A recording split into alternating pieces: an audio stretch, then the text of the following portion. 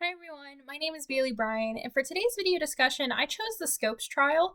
I've always found this trial really fascinating, and my family's actually distantly related to William Jennings Bryan, so he's always been an interesting figure in my household. What I found specifically interesting about this trial was the public opinion that I saw in the newspapers and the difference in opinion.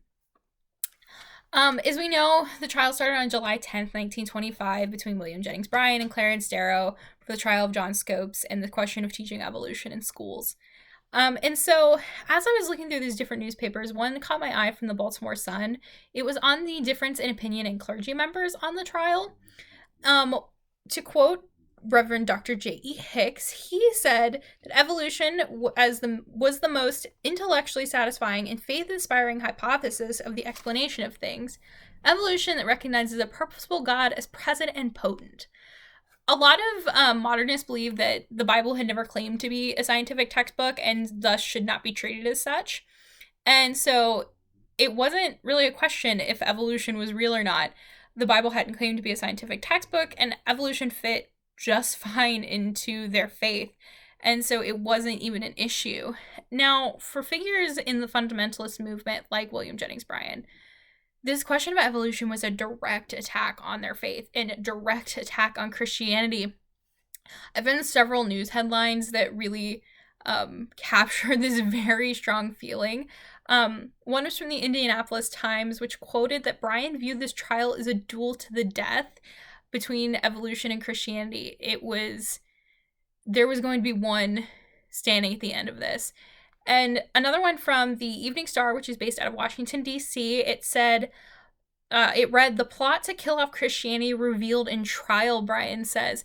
It was this very strong idea that this question of evolution was a direct attack on their faith and a direct attack on Christianity and everything that it was built on and everything that the country was built on. And so it wasn't this legal issue of free speech. It was a direct attack on faith. And you couldn't, believe in both and believe, in Christianity the way that they did. Another interesting article that I came across was based out of the Baltimore Sun again.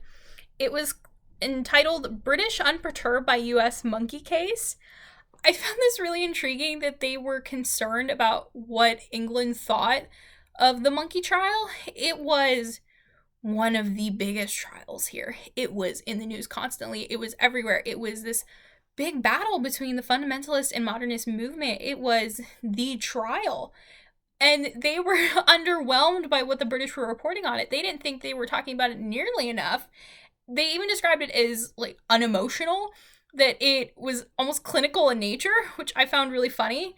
And they said it was because the fight of fundamentalism and modernism had already been fought in Great Britain, and the question had already been answered, so that there wasn't this, emotional element to it anymore. So they didn't really feel a need to report on it. One thing that I came across due to this article was apparently the British had a contest on who could make the best limerick based on the Scopes trials, which I thought was a really odd thing to do, but I've included the winning one. So it was, "If we take the Daytonian mind, as an average of men's I'm inclined, to ask not if man with a monkey began, but did monkeys descend from mankind." I just found that really intriguing, that they felt a need to write limericks on it. But I think the big takeaway from this was public opinion ranged so heavily on this topic. And I think it really showed the divide in the Protestant movement between the fundamentalist and modernist sides. It wasn't, clearly one side or the other. It was very divided between those who believed in evolution and those who didn't. And I think it showed not only the divide in the Protestant ideals and the Protestant denomination, but the country as well. So thank you.